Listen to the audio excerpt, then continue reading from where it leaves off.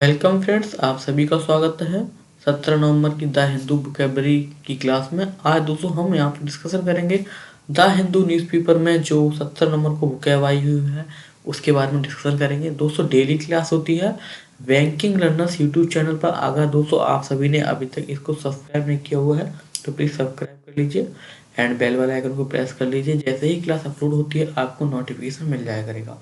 तो ठीक है दोस्तों, आज हम शुरू करते हैं हिंदू की वोकैब, जहाँ पर मैं कुछ वोकैब वर्ड्स लेके आया हूँ इम्पोर्टेंट, जो आज के एडिटोरियल सेक्शन में आए हुए थे। दोनों आर्टिकल्स में से दोस्तों जो वोकैब मेरे को इम्पोर्टेंट लगी, अच्छी लगी, जो आपके एग्जाम में आपको हेल्प कर सकती है, तो आप उनको नोट दोस्तों करते जाइएगा। अपना नोट पेन ओपन कर लीजिए। अगर तो आपको ISBI IBPS अगर आप किसी भी बैंकिंग एग्जाम की प्रिपरेशन कर रहे हो तो वोकैब उसमें काफ़ी इंपॉर्टेंट रोल रखती है। तो चलिए दोस्तों हम क्लास की तरफ बढ़ते हैं। क्या क्या दोस्तों इम्पोर्टेंट वर्ड्स रहने वाले हैं। दोस्तों आज का अपना जो पहला वर्ड है वो है इंटरसीडिंग। इंटरसीडिंग का दोस्तों मतलब क्या होता है? Acquiring between events and inter evening. Okay, जो मध्यमवर्ती होता है उसे क्या बोलते हैं? इंटरसीडिंग बोलते हैं। इंटरसीडिंग हिंदी मीनिंग होता है। इसकी हमें सिनोनिम्स की बात कर लें तो इंटरसीडिंग के जो सिनोनिम्स होते हैं वो पहला होता है इंटर इवनिंग, यानी कि जो मध्य रात्रि होती है उसको बोलते हैं इंटर इवनिंग, या मीडिएटिंग या बीच का कुछ भी है उसको दोस्तों क्या बोलेंगे? इंटरसीडिंग बोलेंगे। एंटोनिम्स दोस्तों की बात करें तो एंटोनिम्स इसका पहला है सेपरेट, यानी अलग कर देना। डिसकनेक्टेड कर देना, आपने बिल्कुल कोई चीज़ को क्या कर दिया? बीच में से डिसकनेक्ट कर दिया, यानी कि अलग अलग आपने उसको पार्ट कर दिया। तो ये इंटरसीडिंग के एंटोनिम्स हैं। आई होप दोस्तों आपको पहला वर्ड क्लियर होगा। अगर दोस्तों पहला वर्ड क्लियर है तो आप इसको नोट कर लीजिए, बहुत तो इम्पोर्टेंट वर्ड है। आई होप आपको अच्छा लगा होगा, पसंद आया होगा। तो चलिए हम नेक्स्ट वर्ड की तरफ बढ़ते हैं। अगला वर्ड है दोस्तों हमारा यहाँ पे अनायमिक। क्या है अनायमिक? इसका दोस्तों मीनिंग क्या होता है? वीक होना। आप बहुत ही कोई चीज़ है जो वीक है, लैकिंग स्ट्रेंथ और वाइटलिटी, यानी उसमें स्ट्रेंथ कम है, यानी कि वो चीज़ क्या है? बहुत ही कमजोर है, उसे क्या बोलेंगे? अनायमिक बोलेंगे। अनायमिक। ओके, तो सिनोनिम्स की हम बात कर लें, इसका पहला होगा वीक हो गया, या फिर आपका फीवल हो। कोई चीज़ फीवल बहुत है, कोई चीज़ बहुत चीज़ वीक है, तो उसे क्या बोलेंगे? कमजोर बोलते हैं। आई होप इसके सिनोनिम्स आपको क्लियर हो गए।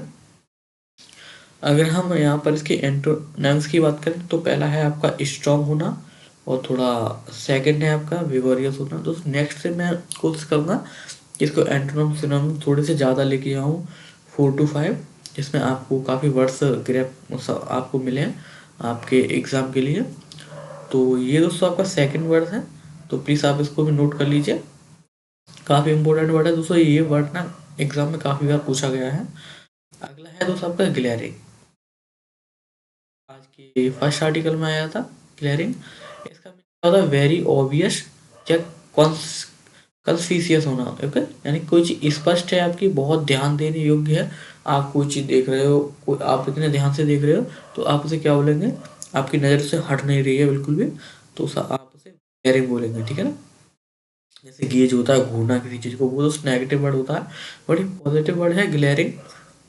यानी कि इसकी सिनोनिम्स हम देखें यहाँ पे तो इसके सिनोनिम्स तो पहला क्या है? ऑब्वियस है, कोई चीज़ स्पष्ट है, एकदम ब्लेंटेंट है, क्लियर है। ओके, तो ये इसके सिनोनिम्स हो गए।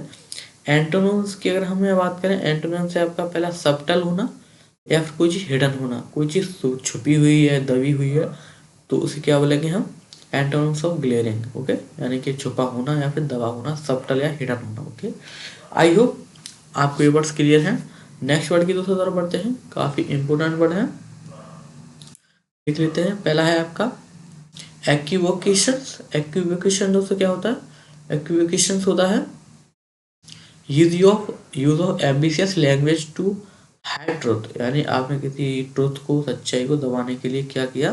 कुछ ऐसी लैंग्वेज का यूज किया होगा, यानी कोई अस्पष्ट है या फिर टालने वाली बातें हैं, उसे हम क्या बोलते हैं? एक्विवोकेशंस बोलते हैं। आई होप दोस्तों ये वर्ड आपके लिए काफ़ी नया वर्ड होगा और काफ़ी इम्पोर्टेंट भी होगा, मुझे लग रहा है काफ़ी इम्पोर्टेंट वर्ड है। और इसकी सिनोनिम्स की बात करें तो हम सिनोनिम्स पहला है एम्बिगुइटी होना और वेगुनेस होना, ये इसका सिनोनिम्स है। क्लियरिटी होना, बहुत यार ट्रांसपेरेंसी होना किसी चीज में, एकदम क्लियर है कोई चीज, ट्रांसपेरेंट आपको ही दिख रही है, समझने में आ रही है, क्या बोलेंगे, ट्रांसपेरेंसी बोलेंगे या फिर क्लियरिटी बोलेंगे। ये इसके एंटोनिम्स होते हैं। आई होप इतनी बात क्लियर होगी। अगले वर्ड की दोस्तों तरफ बढ़ते हैं। अगला है आपका अंडरपिनिंग का होना। अंडरपिनिंग होना यानी कि इसका मीनिंग क्या होता है, फाउंडेशन या फिर बेसिस सपोर्टिव समथिंग, यानी कि कोई आधार है, कोई बेस है, कोई सपोर्ट है, ठीक है ना, कोई आपका बॉटम लेवल पे कोई फाउंडेशन है, तो उसको उससे क्या बोलते हैं, आधार बोलते हैं, अंडरपिनिंग होता है। ये इसकी सिनोनिम्स की अगर हम बात करें तो पहला इसका सिनोनिम्स है फाउंडेशन या फिर सपोर्ट आपको मिल रही है तो उसे क्या बोलेंगे, अंडरपिनिंग बोलते हैं। ये एक न्यू वर्ड है अंडरपिनिंग। इसका एंटोनिम्स है वीकनिंग होना, कोई कमजोरी है आपकी, या अंडरमाइनिंग होना, आपके अंदर से कोई ऐसी चीज है जो आपको कमजोर कर रही है, उसे अंडरमाइनिंग बोलते हैं। आई होप क्लियर होगा। नेक्स्ट वर्ड की तरफ दोस्तों बढ़ते हैं।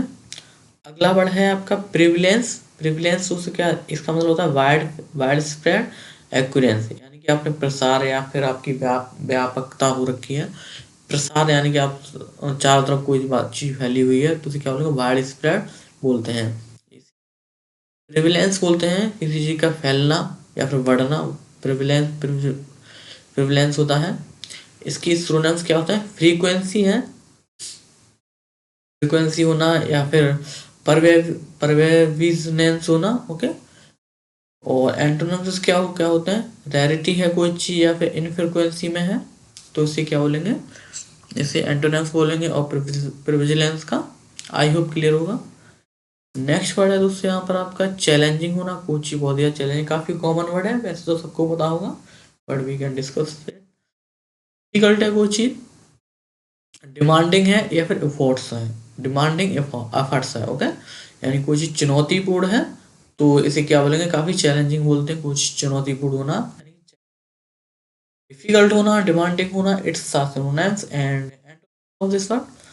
इजी होना, एफर्ट्सलेस होना, इट्स एंटोनिम्स। तो आई होप क्लियर होगा, चैलेंजिंग वर्ड कॉमन वर्ड है।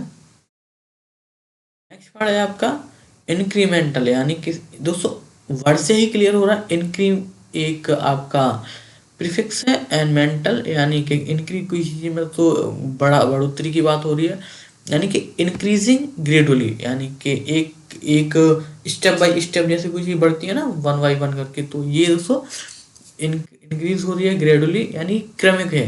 क्रमिक क्या होता है कि एक वन बाय वन करके आप स्टेप स्टेप करके बढ़ते जा रहे हो आगे, तो उसे क्या बोलते हैं, इंक्रीमेंटल बोलते हैं। आई होप ये वर्ड क्लियर होगा, इंक्रीमेंटल। इसका सिनोनिम्स क्या होता है, ग्रेजुअल होना या फिर स्टेप बाय स्टेप होना, ओके, ग्रेजुअल लगातार या फिर स्टेप बाय स्टेप होना, ओके।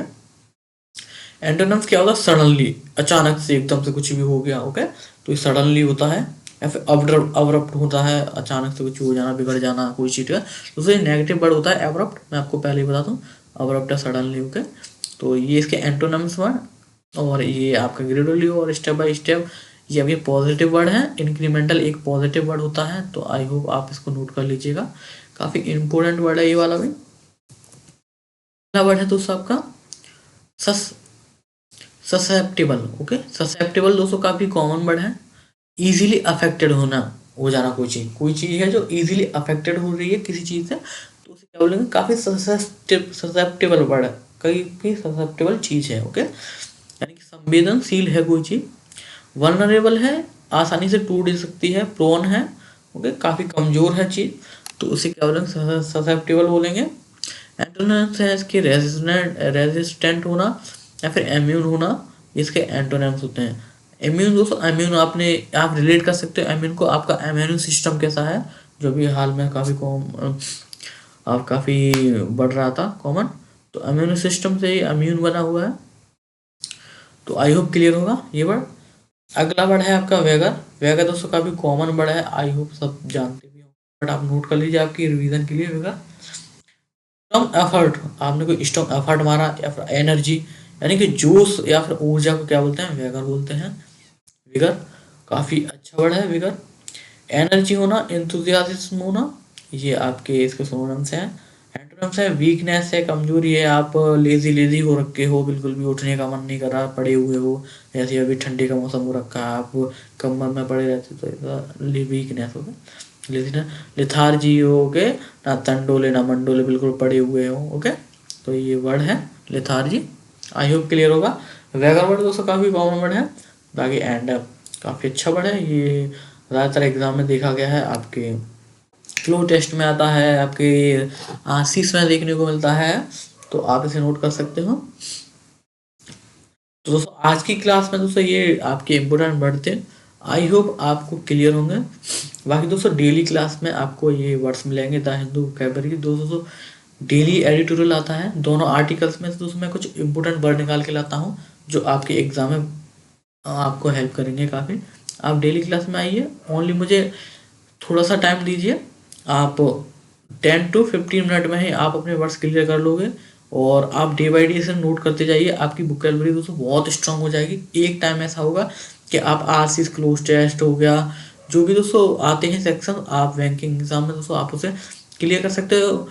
और इसके अलावा बैंकिंग ही कि आप एसएससी कोई भी एग्जाम दे रहे हो जहाँ पर दोस्तों इंग्लिश में वोकैबुलरी तो हर जगह देखने को मिलती है, तो ये आपके लिए दोस्तों काफ़ी पॉजिटिव स्टेप रहेगा। तो आप डेली क्लास में आइए एंड क्लास को अटेंड करिए, आई होप आपको क्लियर होंगे ये सारे वर्ड। तो चलिए दोस्तों क्लास को हम यहीं पे एंड करते हैं, मिलते हैं आपसे कल कल की क्लास में। कल हम 18 नवंबर की वोकैबुलरी के साथ मिलेंगे। दोस्तों बाय बाय।